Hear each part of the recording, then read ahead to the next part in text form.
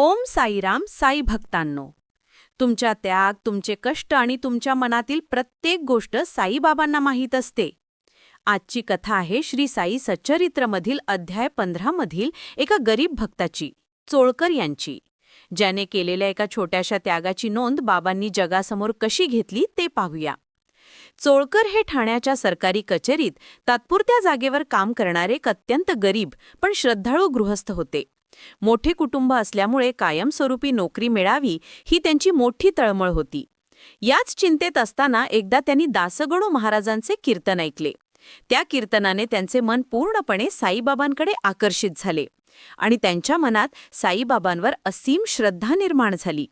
त्यांनी त्वरित हात जोडले आणि मनातल्या मनात साईबाबांना नवस केला, बाबा, जर मी परीक्षेत पास झालो आणि माझी नोकरी कायम झाली तर मी शिर्डीला येऊन सर्व भक्तांना खडीसाखर वाटीन. साईबाबांनी त्यांची प्रार्थना ऐकली. चोळकर पास झाले आणि त्यांची नोकरी कायम झाली.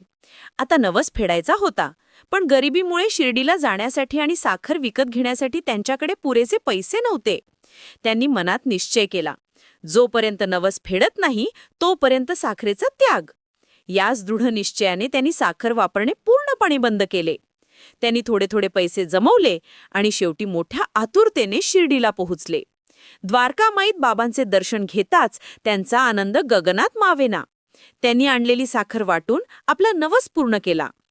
चोळकर हे शिर्डीतील बापूसाहेब जोग यांच्याकडे पाहुणे म्हणून थांबले होते.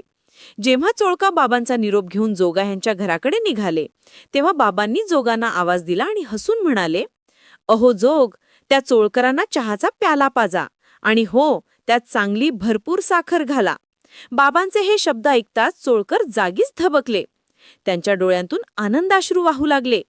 त्यांना लगेच समजले की त्यांच्या गरिबीमुळे नवस फेडायला लागलेला उशीर आणि त्या दरम्यान त्यांनी केलेला साखरेचा गुप्त त्याग हे सर्व बाबांना क्षणोक्षणी माहीत होते.